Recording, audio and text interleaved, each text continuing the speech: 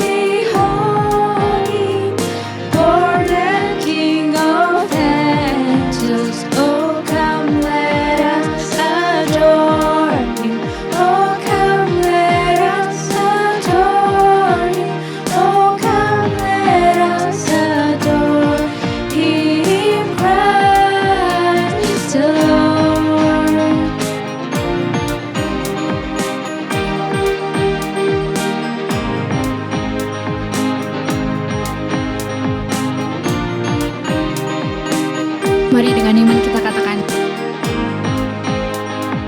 The choirs of angels sing in exaltation, sing all ye citizens of heaven above.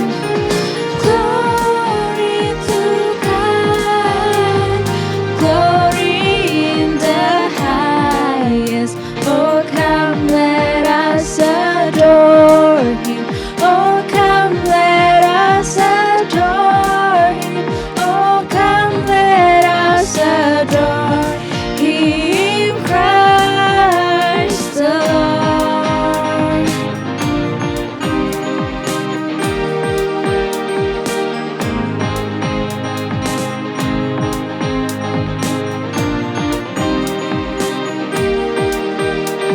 Sekali lagi kita katakan. Oh, come let us adore Him. Oh, come let us adore Him. Oh, come let us adore Him, Christ the Lord. Oh, come let us adore Him. Oh, come let us adore Him. Oh, come let us adore Him, Christ the Lord. Oh, come let us adore Him, Christ the Lord. Teman-teman, minggu ini kita masuk ke pertanyaan yang ke-50. Apakah arti kebangkitan Kristus bagi kita? Kristus menang atas dosa dan maut dengan bangkit secara fisik, sehingga semua orang yang percaya kepadanya juga akan dibangkitkan dalam kehidupan baru, baik di dunia ini maupun di dalam kehidupan kekal di dunia yang akan datang. Sebagaimana kita kelak akan dibangkitkan, dunia ini juga kelak akan diperbarui. Tetapi orang-orang yang tidak percaya kepada Kristus akan dibangkitkan untuk kematian kekal. 1 Tesalonika 4 ayat yang ke-13 sampai ke-14.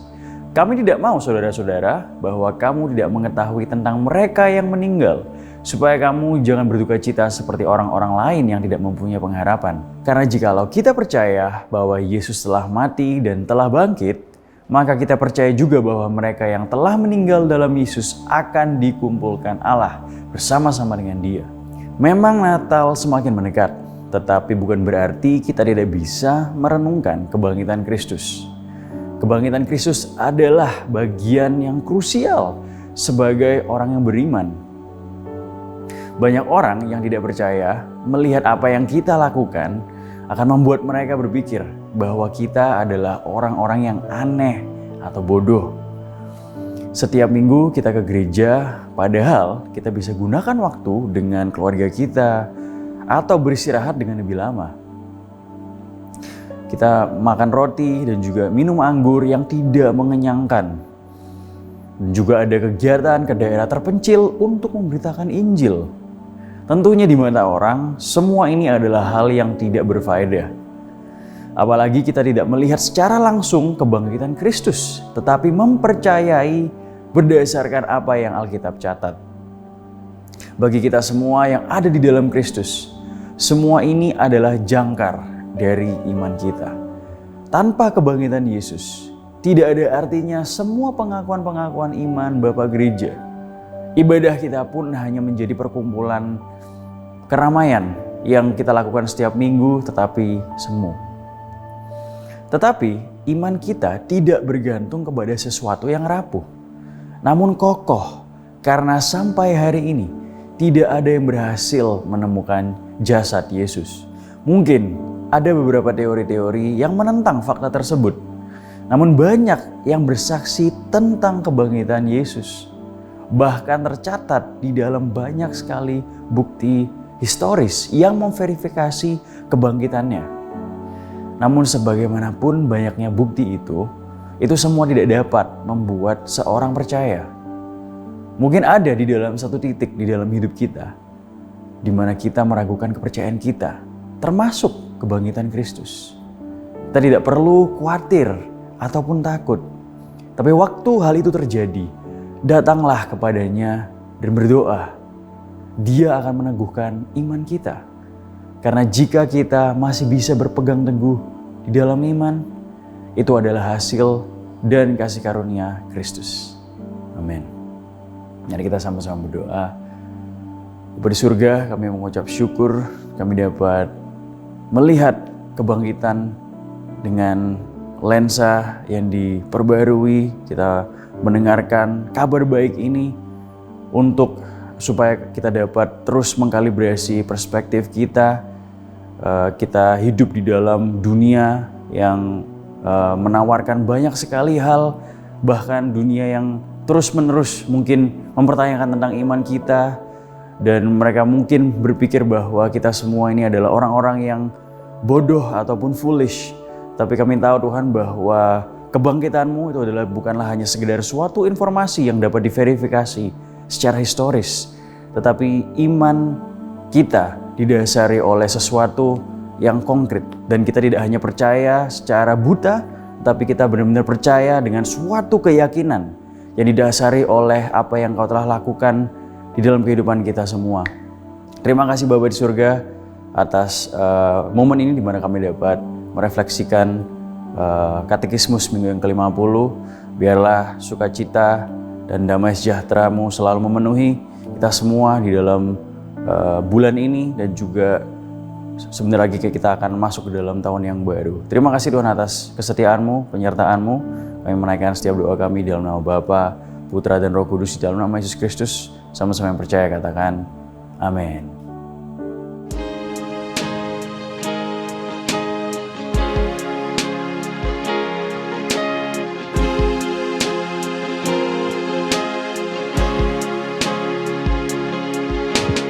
Yesus, Kau telah memulai segala yang baik dalamku.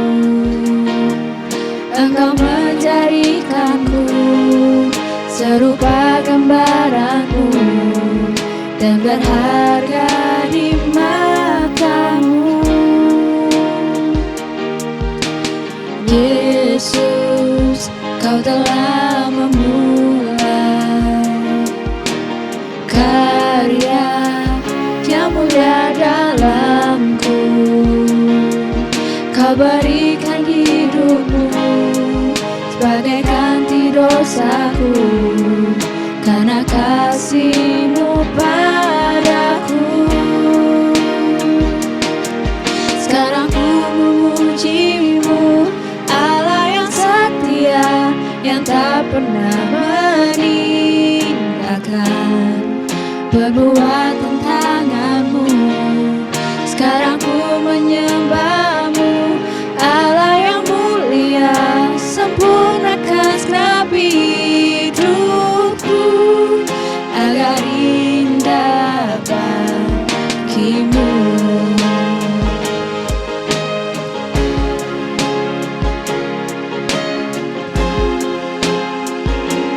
Mari kita arahkan hati kita.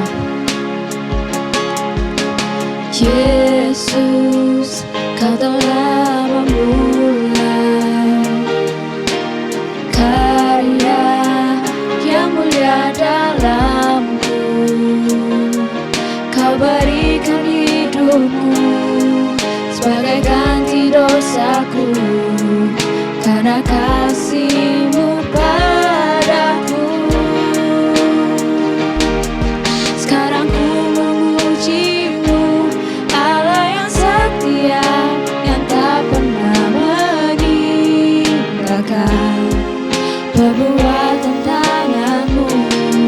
Sekarang ku menyembahmu, Allah yang mulia, sempurnakan segenap hidupku agar indah bagimu. Sekarang ku memujimu, Allah yang setia, yang tak pernah meninggalkan perbuatan tanganmu.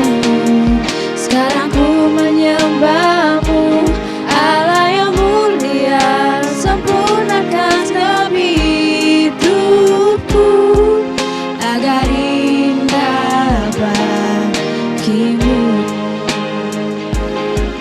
agar indah bagimu.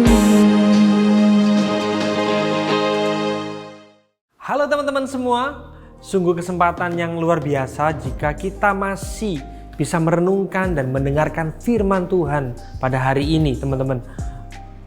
Karena ini minggu yang kedua, kita akan melakukan perjamuan kudus setelah kita mendengarkan firman Tuhan. Tapi sebelum itu, kita akan membaca pengakuan iman rasuli pada hari ini sebagai tanda pengakuan iman kita sebagai orang-orang percaya bahwa kita adalah orang-orang yang percaya kepada Tuhan Yesus Kristus, teman-teman. Oke, mari aku undang untuk kalian bangkit berdiri untuk membaca pengakuan ini bersama-sama ya teman-teman ya. Oke, mari kita baca sama-sama. Aku percaya kepada Allah Bapa yang Maha Kuasa, Khalik langit dan bumi, dan kepada Yesus Kristus anaknya yang tunggal Tuhan kita, yang dikandung dari Roh Kudus, lahir dari anak darah Maria, yang menderita sengsara di bawah pemerintahan Pontius Pilatus, disalibkan, mati, dan dikuburkan, turun ke dalam kerajaan maut. Pada hari yang ketiga bangkit pula dari antara orang mati, naik ke surga, duduk di sebelah kanan Allah Bapa yang Maha Kuasa, dan dari sana ia akan datang untuk menghakimi orang yang hidup dan yang mati. Aku percaya pada Roh Kudus, gereja yang kudus dan am, persekutuan orang kudus, pengampunan dosa, kebangkitan tubuh, dan hidup yang kekal. Amin. Teman-teman, sebelum kita mendengar firman Tuhan, mari aku ajak kalian untuk berdoa bersama-sama ya teman-teman. Bapa di surga, kami mengucap syukur atas anugerah-Mu dalam hidup kami Tuhan. Kami mengucap syukur Tuhan, Engkau sudah menyertai sepanjang minggu ini Tuhan. Pada hari ini kami mau untuk kembali merenungkan firman-Mu Tuhan. Biar hati kami Tuhan mau terus belajar dan diubahkan. Kiranya Roh Kudus-Mu juga memampukan hamba-Mu supaya apapun yang hamba-Mu sampaikan mudah dimengerti oleh teman-teman yang mendengarkan Tuhan. Mari berkaryalah Roh Kudus tengah-tengah kami. Dalam nama Tuhan Yesus kami berdoa. Amin. Dan judul sermon hari ini adalah God receive the people's repentance. Tuhan menerima pertobatan umatnya. Tapi sebelum itu aku ingin menceritakan sebuah kisah penemuan antibiotik. Nah, aku jamin kalian pasti nggak asing dengan antibiotik. Apalagi kalau kalian pernah sakit radang tenggorokan atau flu atau mengalami luka yang berpotensi untuk menimbulkan infeksi. Kebanyakan dokter akan memberikan antibiotik itu. Jika memang diperlukan dan dirasa cukup parah, dokter akan memberikan antibiotik itu kepada kita teman-teman. Nah, penemuan antibiotik ini ditemukan oleh orang yang bernama Alexander Fleming. Ya, entah itu salah atau betul pengucapannya, kalian bisa mengkoreksi juga. Intinya, penemuan ini merupakan hal yang tidak disengaja. Jadi ceritanya pada bulan September 1928, Alexander Fleming meninggalkan laboratoriumnya untuk liburan. Dan setelah kembali berlibur, ia menemukan sebuah piring untuk membiarkan bakteri yang sebelumnya diteliti. Dan ternyata piring itu lupa disimpan. Bakteri yang sedang diteliti itu ternyata terkontaminasi oleh jamur dan dibuang oleh Fleming. Namun ia melihat perkembangan bakteri pada daerah yang terkena jamur yang terkontaminasi itu menjadi terhambat. Jamur tersebut ternyata berasal dari genus Penicillium. Nah, kalian kalau tahu IPA pasti lebih betul ya cara pengucapannya. Nah, dari obat itu ditemukan Fleming dan diberi nama penisilin.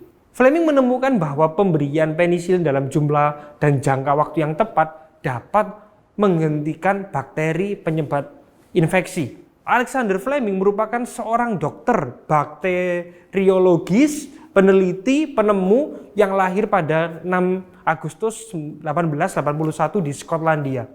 Siapa sangka Fleming ternyata tidak sengaja menemukan obat untuk mengobati infeksi. Dan penisilin itu akhirnya digunakan untuk mengobati orang-orang yang terluka pada peristiwa Perang Dunia pada saat itu. Tetapi pada saat mengembangkan penisilin, Fleming mengalami kendala yang menyebabkan dirinya berhenti dan berputus asa untuk mengembangkan temuannya lebih lanjut lagi. Akhirnya Fleming dibantu oleh tim ilmuwan dari Universitas Oxford yaitu Howard Florey dan Ernest Chain dan berhasil mengembangkan penisilin yang saat ini digunakan untuk membuat antibiotik yang untuk digunakan mengobati infeksi apapun. Dan menariknya sejarah ini juga memiliki kemiripan dengan kisah di Alkitab yang akan kita pelajari hari ini, teman-teman. Kita akan langsung membaca dan menyimak sama-sama ayat ini sebagai landasan firman Tuhan pada hari ini, teman-teman. 2 Tawari 34, 1-4. Yosia berumur 8 tahun pada waktu ia menjadi raja, dan 31 tahun lamanya ia memerintah di Yerusalem. Ia melakukan apa yang benar di mata Tuhan dan hidup seperti Daud, bapa leluhurnya, dan tidak menyimpang ke kanan atau ke kiri. Pada tahun ke-8 dari pemerintahannya, ketika ia masih muda belia, ia mulai mencari Allah Daud, bapa leluhurnya, dan pada tahun ke-12 ia mulai mentahirkan Yehuda dan Yerusalem dari bukit-bukit pengorbanan tiang-tiang berhala, patung-patung pahatan, dan patung-patung tuangan. Mezbah-mezbah para Baal dirobohkan di hadapannya. Ia menghancurkan pedupaan-pedupaan yang ada di atasnya. Ia meremukkan dan menghancur luluhkan tiang-tiang berhala, patung-patung pahatan, dan patung-patung tuangan, dan menghamburkannya ke atas kuburan orang-orang yang mempersembahkan korban kepada berhala-berhala itu. Oke, kita langsung loncat ke ayat 14 sampai 16. Teman-teman terus perhatikan ya, teman-teman. Ketika mereka mengeluarkan uang yang telah dibawa ke rumah Tuhan, Imam Hilkia menemukan Taurat Tuhan yang diberikan dengan perantaraan Musa. Maka berkatalah Hilkia kepada Safan, panitera negara itu, "Aku telah menemukan kitab Taurat di rumah Tuhan." Lalu Hilkia memberikan kitab itu kepada Safan. Dan Safan membawa kitab itu kepada raja. Ia juga menyampaikan kabar kepada raja, segala sesuatu yang ditugaskan kepada hamba-hambamu telah mereka laksanakan. Segera sesudah raja mendengar perkataan Taurat itu, dikonyakkanlah pakaiannya. Kemudian raja memberi perintah kepada Hilkia, kepada Ahikam bin Safan, kepada Abdon bin Mika, kepada Safan panitera negara itu, dan kepada Asaya hamba raja.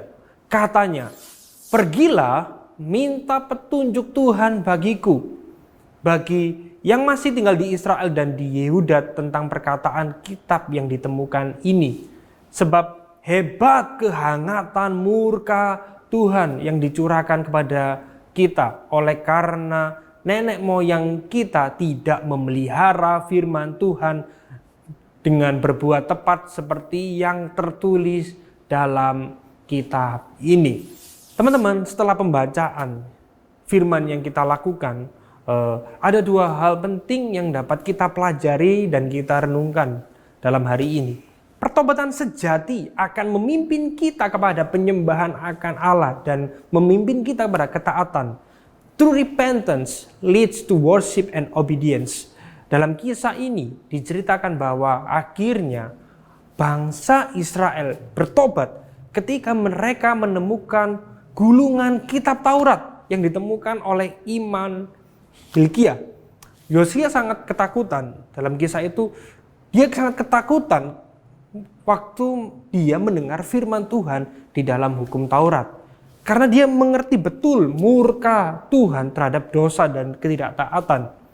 Dia langsung berduka cita karena dia sadar akan keberdosaan dirinya dan keberdosaan bangsa Yehuda. Hal berikutnya yang dilakukan Yosia adalah bertanya pada Tuhan, apa yang harus dia lakukan? Inilah hal kedua yang dilakukan Yosia dengan tepat. Dia mencari perintah Tuhan. Dia tidak mau bertindak sendiri. Dia tidak mau memutuskan sendiri untuk segala tindakan pertobatan yang harus dilakukan. Iman dan pengejaran Yosia kepada Tuhan akhirnya menular kepada orang-orang di sekelilingnya. Aku percaya itu adalah hasil atau buah dari pertobatan dan hasil dari dia sudah merasakan kasih Tuhan. Dia mengorbankan semangatnya untuk kemuliaan Tuhan. Yosia meminta tim untuk memulihkan bait Allah. Panggilannya meluap ke orang lain dan membuat orang-orang di sekitarnya terlibat dalam pekerjaan baik yang Yosia lakukan. Dan sebenarnya ini adalah panggilan utama untuk menjadi raja, yaitu memimpin rakyatnya beribadah dan taat kepada Allah. Bayangkan ya teman-teman ya, misal, ini permisalan, kalian jalan-jalan di suatu mall dengan keluarga atau dengan beberapa teman baikmu. Ceritanya tiba-tiba di mall itu ada pembagian iPhone 13 secara gratis. Dan itu hanya untuk 5 orang pertama. Tapi syaratnya adalah 1 orang hanya boleh mendapat 1. Jadi ceritanya gini teman-teman. Bayangkan ya. Kamu dan teman-temanmu itu datang atau kamu dengan saudaramu datang ke suatu mall itu cukup pagi. Jadi ceritanya mall itu belum terlalu ramai. Tapi masalahnya pada waktu itu 4 teman atau saudaramu itu sedang di toilet. Mereka masih santai-santai, mereka mungkin masih selfie-selfie dan lain sebagainya, ngobrol-ngobrol. Nah kebetulan hanya kamu yang tidak berada di toilet dan kamu kebetulan lewat di depan gerai atau toko tersebut. Bayangkan, apa yang akan kamu lakukan jika kamu mengetahui hal itu, teman-teman? Bayangkan dulu. Aku yakin, pasti kamu langsung ambil iPhone itu buat kamu sendiri yang pertama. Dan setelah itu kamu akan lari ke teman-temanmu, kamu akan ke toilet, kamu akan memanggil temanmu dengan segera. Kamu akan bergegas menjumpai mereka dengan semangat. Ayo teman-teman, ada iPhone gratis, cepetan, ayo. Itu yang akan kita lakukan. Nggak mungkin kamu diam-diam aja karena tahu bahwa hadiah itu nanti akan diambil oleh orang lain, teman-teman. Demikian juga, teman-teman. Kalau kalian mendengarkan berita tentang Injil dan kita benar-benar mengalami dampak dari Injil itu, pasti dalam hati kita akan meluap dengan sukacita untuk melayani Tuhan. Dan kita juga rindu untuk orang-orang mengalami hal yang sama seperti yang kita rasakan. Amin. Dan aku percaya hidupmu akan terus diwarnai dengan pertobatan. Mungkin kamu bisa jatuh bangun dalam dosa, tapi aku yakin kamu akan terus bangkit dan hidup makin serupa dengan Kristus. Amin. Tuhan dapat memakai siapapun dan dari latar belakang apapun. Wah, ini luar biasa sekali ya, teman-teman. Yosia ini masih muda, tetapi dia adalah orang yang cinta Tuhan. Alkitab mencatat dia ini melakukan apa yang benar di mata Tuhan. Raja Yosia melayani sebagai pemimpin yang saleh bagi rakyatnya. Dan buah pertobatannya membuat reformasi yang besar-besaran dalam bangsa Israel. Pada waktu itu Yosia berusia 16 tahun ketika dia mengabdikan dirinya kepada Tuhan. Dan pada usia 20 tahun dia mulai menerapkan reformasi besar-besaran di dalam wilayah kerajaannya. Dan yang menarik teman-teman, Kalau kita menelusuri sejarah tentang Yosia tidak dibesarkan dengan contoh seorang ayah yang bertobat. Dia adalah putra dan cucu raja-raja yang bertekuk lutut kepada dewa-dewa palsu. Jadi kemungkinan agama pertama Yosia adalah agama penyembahan berhala. Tapi yang menarik dari kisah ini adalah justru Raja Yosia mencari Allah yang sejati. Teman-teman, aku mau tanya pada kalian, pernah nggak kalian berenang di laut atau bermain air di tepi pantai? Kalau kalian pernah, kemungkinan besar waktu kalian bermain di laut atau di pantai, pasti nggak sengaja menelan atau minimal kalian kena percikan air laut di mulut kalian. Apa rasanya? Pasti rasanya asin, teman-teman. Betul ya? Kalau kalian pun belum pernah merasakan air laut, minimal kalian mendapatkan informasi bahwa air laut itu asin. Itu ada di dalam sekolah kalian, waktu pelajaran ilmu pengetahuan alam. Dan kalian pasti tahu bahwa lautan adalah habitat bagi sebagian ikan yang kita ketahui atau konsumsi dalam sehari-hari. Walaupun ikan hidup dalam air laut yang begitu asin, ikan yang kita konsumsi tidak menjadi asin. Lain cerita kalau sudah diolah menjadi ikan asin ya teman-teman. Tapi maksud dari ilustrasi ini adalah menggambarkan bahwa kita boleh hidup dari lingkungan dan latar belakang apapun.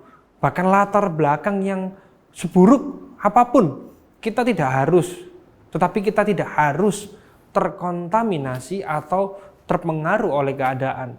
Seburuk apapun keluarga atau latar belakang kita, itu bukan menjadi alasan untuk kita ikutan rusak. Kita juga gak perlu menyalahkan keadaan yang kita alami saat ini.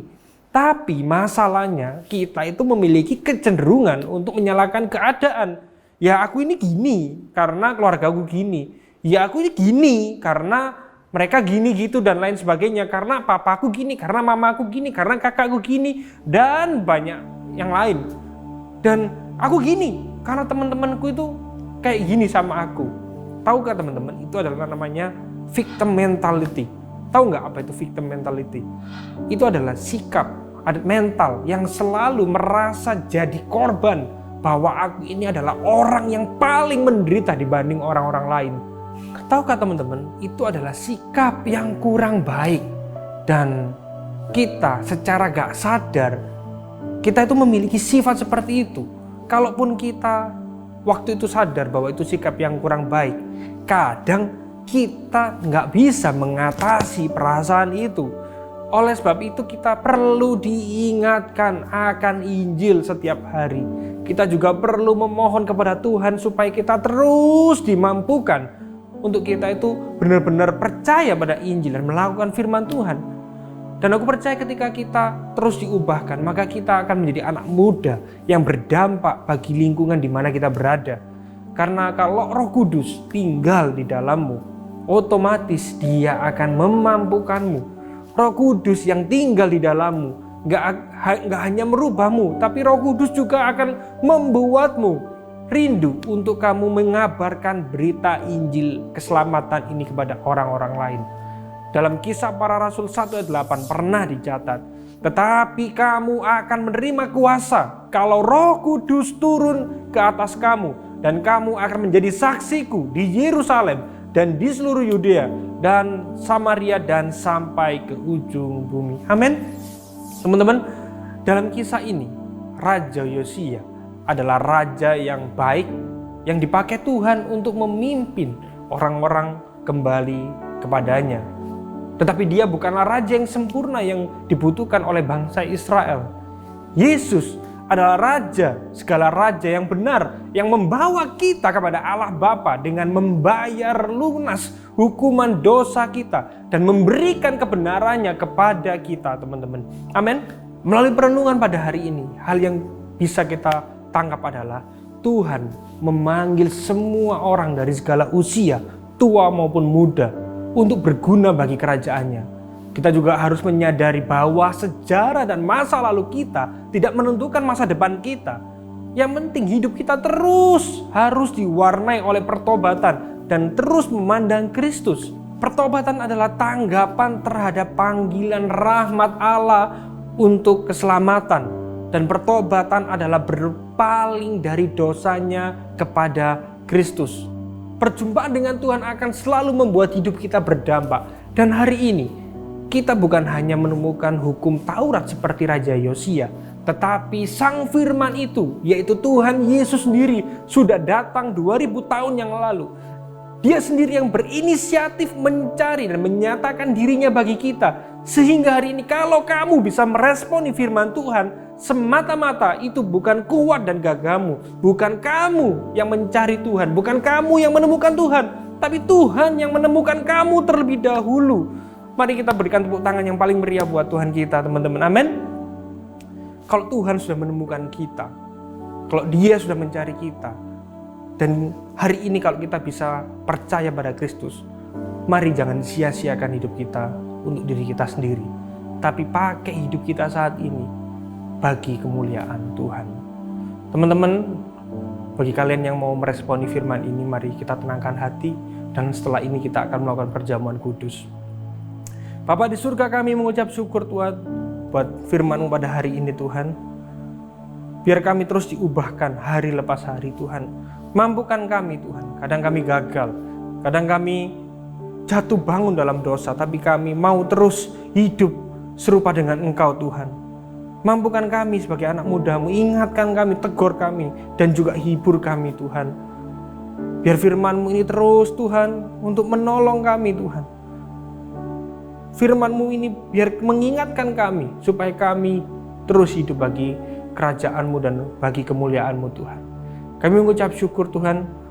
Sebentar lagi kami akan melakukan perjamuan kudus. Biarkan melalui sakramen perjamuan kudus ini kami diingatkan kembali akan kasih-Mu pada kami Tuhan. Kami menyudahi firman Tuhan pada hari ini. Biar Roh Kudus-Mu terus berkarya hari lepas hari Tuhan. Dalam nama Tuhan Yesus kami berdoa. Amin. Dosaku telah ditebus hanya oleh darah Yesus. Ku dapat hidup baru hanya oleh darah Yesus. Oh, darah yang kudus, darahnya penebus jiwaku, ditebus hanya oleh darah Yesus.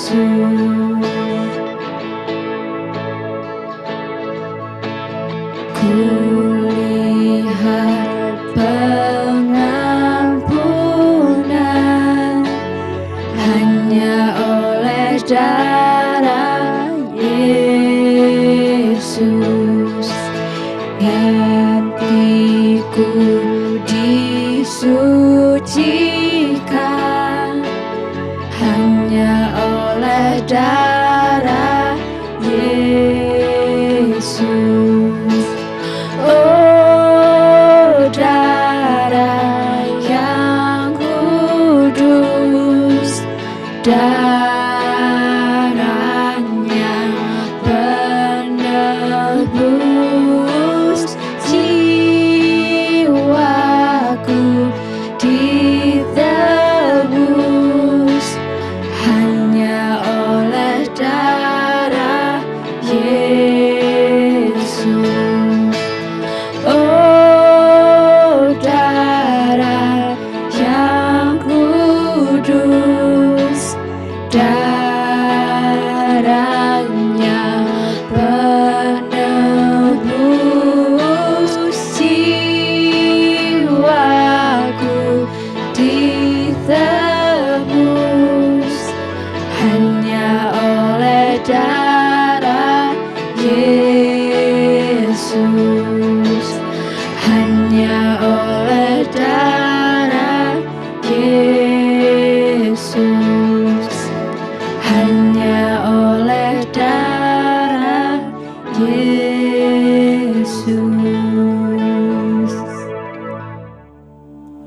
Teman-teman yang terkasih dalam Tuhan, hari ini kita kembali melakukan sakramen perjamuan kudus.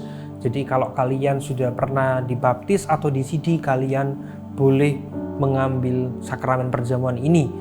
Sakramen perjamuan ini bukanlah hal yang main-main, tapi melalui sakramen ini kita kembali diingatkan akan kasih Kristus, akan pengorbanan Kristus. Aku berdoa ini bukan hanya menjadi rutinitas kita belaka, tapi kita benar-benar menghayati sakramen perjamuan kudus ini, teman-teman. Teman-teman, mari kita renungkan bersama-sama, mari kita ambil roti di tangan kanan kita dan kita menyiapkan cawan juga, teman-teman. Biarkan melalui hari ini iman kita kembali disegarkan dan dikuatkan. Bapa di surga, kami mengucap syukur Tuhan atas anugerah-Mu, atas kebaikan-Mu. Engkau mengirimkan putra-Mu yang tunggal supaya kami yang mestinya binasa, kami diselamatkan dan beroleh hidup yang kekal. Roti ini adalah lambang dari tubuh Kristus yang diberikan pada kita. Mestinya kita yang disiksa, mestinya kita yang didera, mestinya kita yang dianiaya, tapi Yesus menggantikannya dengan dirinya sendiri supaya kita tidak disiksa dan dianiaya. Dia menebus kesalahan kita, Dia menebus hidup kita dengan darahnya, dengan tubuhnya sendiri, teman-teman. Kita renungkan sama-sama, teman-teman, pada waktu malam sebelum Tuhan diserahkan. Dia mengatakan, sebab apa yang telah kuteruskan kepadamu telah aku terima dari Tuhan. Yaitu pada waktu Tuhan Yesus pada malam waktu ia diserahkan, ia mengambil roti. Sesudah itu ia mengucap syukur atasnya. Ia memecah-mecahkan dan berkata, inilah tubuhku yang diserahkan bagi kamu. Perbuatlah ini menjadi peringatan akan aku. Kalau kalian percaya bahwa ini adalah tubuh Yesus yang diserahkan bagi kita, mari kita makan roti ini bersama-sama dalam nama Tuhan Yesus.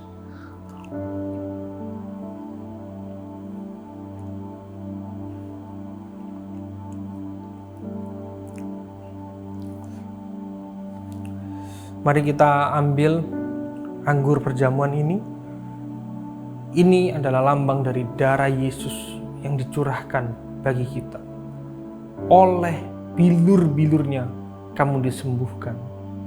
Kamu bukannya disembuhkan dari penyakit jasmani, dari sakit-sakit yang kita alami saat ini, tapi sakit kita sebenarnya adalah sakit rohani. Roh kita mati.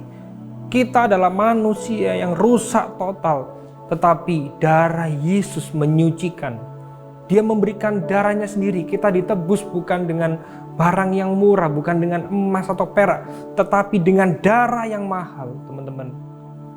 Mari kita angkat cawan ini. Mari kita berdoa juga, teman-teman. Kita merenungkan perkataan Yesus. Demikian juga ia mengambil cawan sudah makan, lalu ia berkata, cawan ini adalah perjanjian baru yang dimeteraikan oleh darahku. Perbuatlah ini setiap kali kamu meminumnya menjadi peringatan akan aku. Sebab setiap kali kamu makan roti ini dan minum cawan ini, kamu memberitakan kematian Tuhan sampai ia datang. Teman-teman, hari ini kalau kalian menaruh iman bahwa ini adalah darah Yesus yang diserahkan bagi kita, darah Yesus yang menyucikan kita, mari kita minum anggur ini bersama-sama dalam nama Tuhan Yesus. Mengucap syukur, teman-teman, mengucap syukur. Tuhan, Engkau baik Tuhan. Engkau rela mati bagi kami, Tuhan. Kami mengucap syukur, Tuhan. Kami mengucap syukur, Tuhan, buat kebaikan-Mu, Tuhan. Biar hidup kami, Tuhan, benar-benar bagi kemuliaan-Mu. Hidup kami bukan milik kami sendiri, Tuhan, tapi hidup kami adalah milik-Mu, Tuhan. Teruslah berkarya dalam hidup kami, Tuhan. Bentuklah kami sesuai kehendak-Mu, Tuhan. Kami mau serahkan masa muda kami, Tuhan, dalam tangan-Mu, Tuhan. Kami mau hidup bagi-Mu, Tuhan. Kami mengucap syukur atas anugerah-Mu. Kami gak mau menyia-nyiakan apa yang telah Kau lakukan di kayu salib, Tuhan.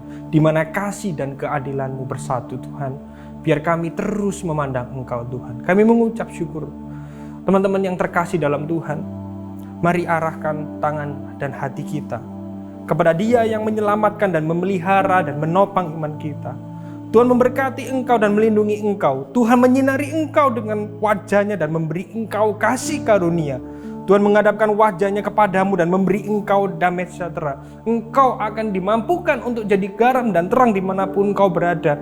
Bahkan di dalam kesulitan atau kesengsaraan yang kau alami, Dia terus memegang tanganmu. Bukan engkau yang memegang tangannya, tapi Yesus yang memegang tanganmu sampai akhir hidupmu. Kiranya Tuhan senantiasa memberkati kamu dalam segala keadaan apapun, sehingga engkau tetap bersuka cita dan tersenyum dalam damai sejahtera Kristus, sehingga dunia di sekelilingmu dibuat menjadi lebih indah. Tuhan memberkatimu dengan kisah iman dan pengharapan, sehingga cerita hidupmu senantiasa menyaksikan kebaikan anugerah Tuhan dan mempermuliakan nama Tuhan. Terimalah cinta kasih yang sempurna dan persekutuan yang manis dari Allah Bapa, Putra, dan Roh Kudus yang menyertaimu mulai saat ini sampai selama-lamanya. Teman-teman yang percaya katakan amin. Terima kasih teman-teman, kalian sudah beribadah secara online. Aku harap kalau kalian tidak berhalangan, kalian juga bisa beribadah secara onsite, tapi jangan lupa untuk registrasi supaya kalian kebagian tempat duduk. Dan yang paling penting adalah mari terus merenungkan firman Tuhan melalui daily devotional yang sudah dibagikan oleh kakak-kakak pembina kalian. Dan juga tidak kalah penting, aku juga mendorong kalian untuk aktif dalam komunitas, karena di sanalah iman kita, hidup kita dibangun kepada pengenalan akan Allah.